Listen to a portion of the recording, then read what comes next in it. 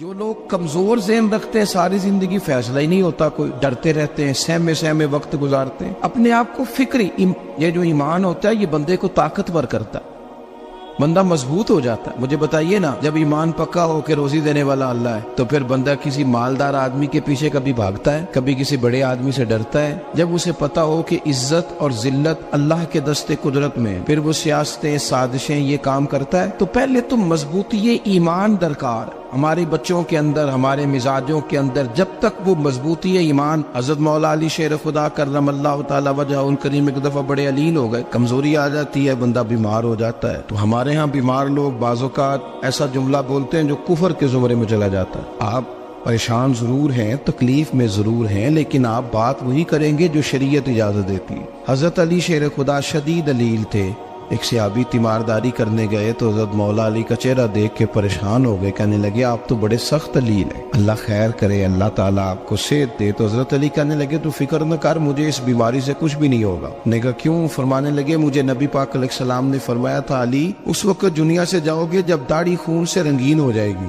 تو اس کا مطلب ہے میں خنجر کے وار کے ساتھ شہید کیا جاؤں گا، میں بیماری سے دنیا میں نہیں جاؤں گا، میں یہ بیماری سے مجھے کچھ بھی نہیں ہوگا، اللہ مجھے شفا دے دے گا، چونکہ حضور نے فرمایا کہ ساڈے نبی دی زبان ساڈے واسطے قرآن۔ تو سب سے پہلے تو اپنے ایمان کے اندر، توکل کے اندر مضبوطی پیدا کریں۔ مسلمان دیکھو نا، نماز پڑھنے سے روزی میں برکت ہوتی ہے، تو پھر اس کا مطلب یہ ہے کہ جب ٹائم آئے نا نماز کا تو گاہک جتنے مرضی کھڑے ہوں پھر دکان بند کرنی چاہیے، پھر نماز پڑھنی چاہیے، کیونکہ روزی تو اللہ نے دینی ہے، گاہکوں نے تو دینی۔ تو سب سے پہلے ضروری ہے مضبوطی ایمان، توکل، اللہ کی ذات پر بھروسہ۔ آپ کبھی میدان کربلا کا پورا نقشہ اپنے سامنے رکھیں نا، دو چیزیں ہیں، امام حسین کو نظر آ رہا ہے اب شہادت ہو جائے گی، اتنی بڑی فوج آئی ہے، خدا کی حکمت کے تقاضے سمجھ میں آ رہے ہیں، حالات کیا ہوں گے سمجھ آ رہی، پر ایک لمحے کے لیے بھی ان کا توکل کمزور نہیں ہوا۔ اپنے رب پر جو مضبوط بھروسہ ہے، سیدہ طیبہ طاہرہ حضرت فاطمہ الزہرا رضی اللہ تعالیٰ عنہا اونٹ کے بالوں کی بنی ہوئی چادر اوڑھ کر چکی پیس رہی تھی۔ یہاں بیویاں بڑا روتی ہیں، غریبی بڑی ہے، بڑی غریب بھی ہے، حالانکہ اب کون بندہ پیبند والے کپڑے پہنتا ہے جی؟ اب تو بڑی مشکل سے وہ لوگ ملتے ہیں جو جوتا ٹوٹ جائے تو گانٹھ کے پہنے، ورنہ تو نئے جوتے آ جاتے ہیں۔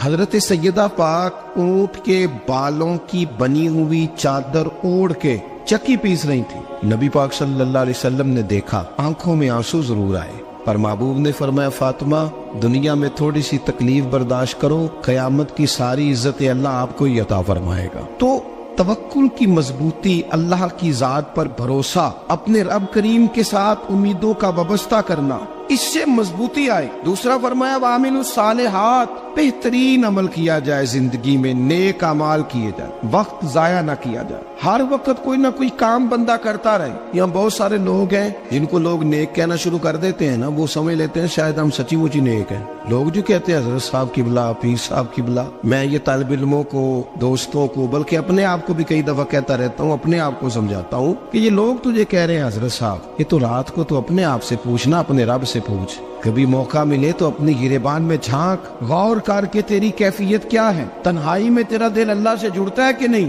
عبادت میں دل لگتا ہے کہ نہیں، خدا کا خوف دل میں رہتا ہے کہ نہیں، غریب کی محبت، عزیزوں قربت والوں کا احساس طبیعت میں موجود رہتا ہے کہ نہیں۔ ویسے تو میرا مطلب ہے، لوگ کہہ دیتے حاجی صاحب آپ بڑے سخی ہیں، تو اس سے تو نہیں نا بندے نے سخی ہونا، سخی تو تب ہونا ہے جب اللہ کی بارگاہ میں مقبول ہوگا۔ اعمال صالحہ، نیک کام، اور وہ کرتا رہے بندہ، کوئی بھی کام اسے نیکی کا مل جائے نا۔ دیکھنا اپنا معیار ہر انسان نے بنایا ہوتا ہے کامیابی کا۔ کچھ لوگوں کا خیال یہ ہوتا ہے کہ بچے میرے پڑھ گئے، اپنی اپنی جگہ پہ سیٹ ہو گئے، میں اب بڑے سکون میں ہوں۔ کچھ کی رائے یہ ہوتی ہے کہ میں نے سب بچے بچیوں کا بیاہ کر دیا ہے، گھر میرا بن گیا ہے، اب میں بڑے آرام میں ہوں، قرار میں ہوں، سکون میں ہوں۔ تو اپنی اپنی رائے ہوتی ہے، لیکن حقیقت وہ ہے، اصل وہ ہے جسے اللہ کے قرآن نے بیان کیا۔ اللہ کریم نے فرمایا والعصر، اے محبوب علیہ السلام ہمیں آپ کے زمانہ مبارکہ کی قسم ہو، ان الانسان لفی خسر، فرمایا بے شک انسان خسارے میں، نقصان میں۔ اپنے تئیں کوئی دعویٰ کر لیتا ہے، آپ دیکھتے ہیں کہ بہت سارے لوگوں کے دعوے اپنے اپنے ہوتے ہیں نا۔ کسی بھی طالب علم سے آپ پوچھیں پیپر دے کے آئے تو پیپر کیسا ہوا ہے تو کیا کہتا ہے؟ جب کینڈیڈیٹ الیکشن لڑتے ہیں تو رات کو جب وہ سوتے ہیں تو سارے جیت کے ہی سوتے ہیں، ان کو سب یہی کہتے ہیں کہ لوگ سارے تیرے ساتھ ہی ہیں. حالات، یہ جتنے بادشاہ حکمران ہوتے ہیں ان کے بگڑنے کی بنیادی وجہ ہوتی ہے کہ یہ خوش فہمیوں میں مبتلا ہوتے ہیں. ہم میں سے بھی ڈھیر سارے لوگ ہیں جو خوش فہمیوں میں مبتلا ہیں. کچھ کہتے ہیں جناب ہماری نسبت بڑی تگڑی ہے. بھئی نسبت تو امام حسین سے تگڑی تو